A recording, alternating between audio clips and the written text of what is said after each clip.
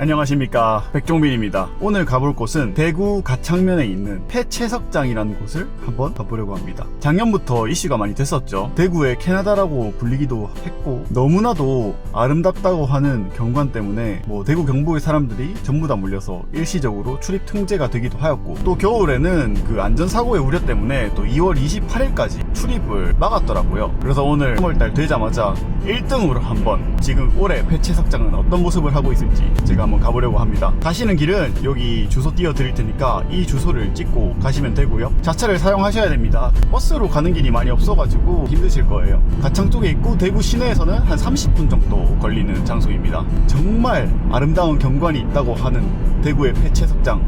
그럼 오늘도 저랑 한번 가보시겠습니까? 들어오시면 여기 차 세울 수 있는 공간도 여기 있고, 보이시죠? 차 세우고 들어가 볼게요. 도착했고요. 제 뒤로 보이는 저쪽이 대구의 폐채석장입니다. 한번 들어가서 확인해 볼게요.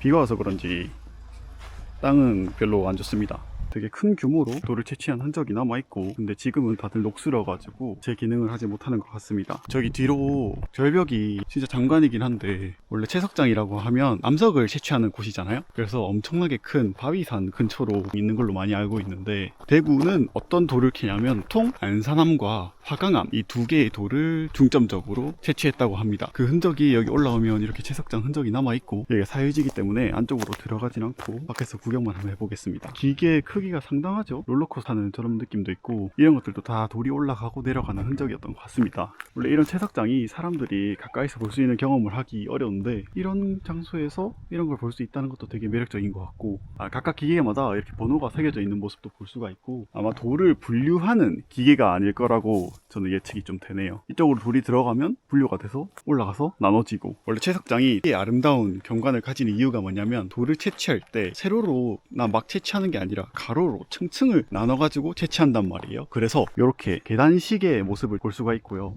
원래 위험해서 가까이 못 가는데 한국에서 이런 장소가 있다는 게 진짜 매력적이라 생각합니다. 대구 시내에서도 가까우니까 한번 와볼만 한 것 같아요. 여기 안쪽으로 들어가시면 더 크게 펼쳐져 있고, 예전에 여기 물에 들어간 사람이 있어가지고 한번 출입이 통제됐다 그러는데, 그래가지고 그런가 여기 앞에 철조망이 닫혀져 있습니다. 안쪽에 들어와도 이렇게 이런 종류의 채석장의 모습도 볼 수 있고 웅장하죠. 기가 막힙니다. 날씨가 좋으면 더 좋을 것 같아요.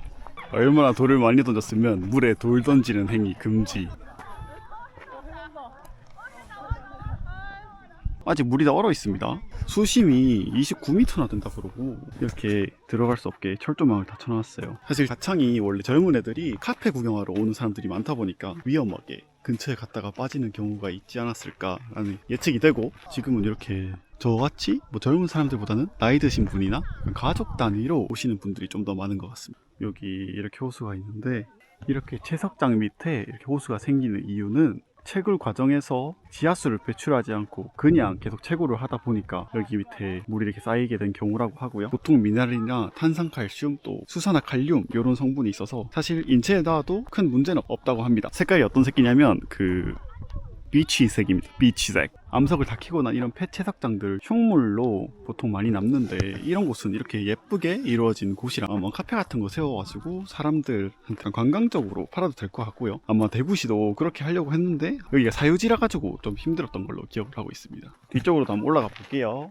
여기 위에 올라오시면 채석장 한눈에 볼 수 있는 이런 공간이 있습니다. 채석장이라는 이름답게 돌 다 부수고 이렇게 옆에 쌓아놨던 그런 돌산 같은 게 있습니다.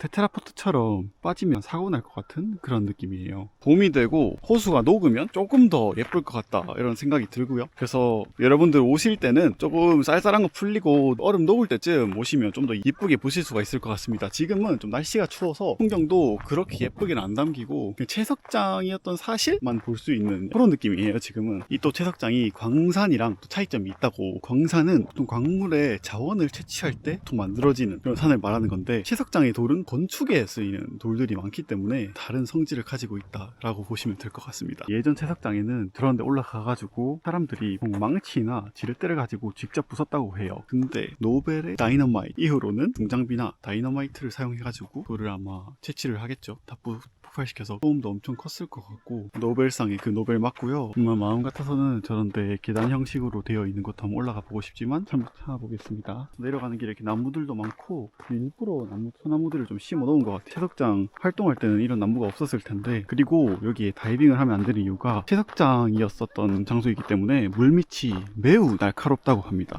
진짜 뾰족한 돌들도 많고, 그 좀 위쪽에서 보고 싶으신 분들은 유튜브에 드론샷 많이 올라와 있으니까 그런 거 참고해 주시면 좋을 것 같고요. 다시 봐도 기가 막힙니다. 기가. 이 주변에 가창에 아까 오는 길에 봤는데 그 먹자골목이 있더라고요. 거기 가서 맛있게 한번 한 끼 하고 집으로 돌아가 보도록 하겠습니다. 호랑이 장칼국수라는 집에 왔거든요. 색깔 보세요. 되게 맛있겠죠? 그럼 먹어보겠습니다.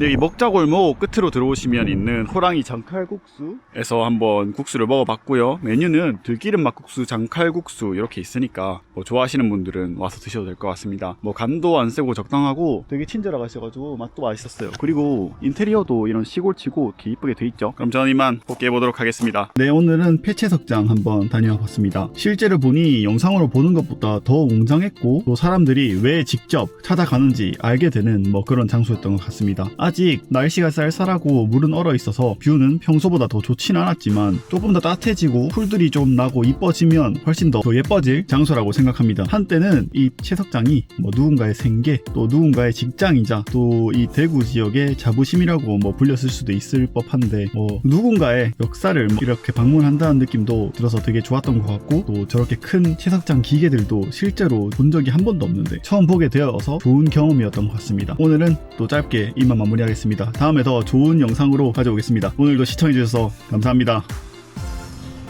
여러분, 열심히 할게요. 구독 좀 부탁드립니다.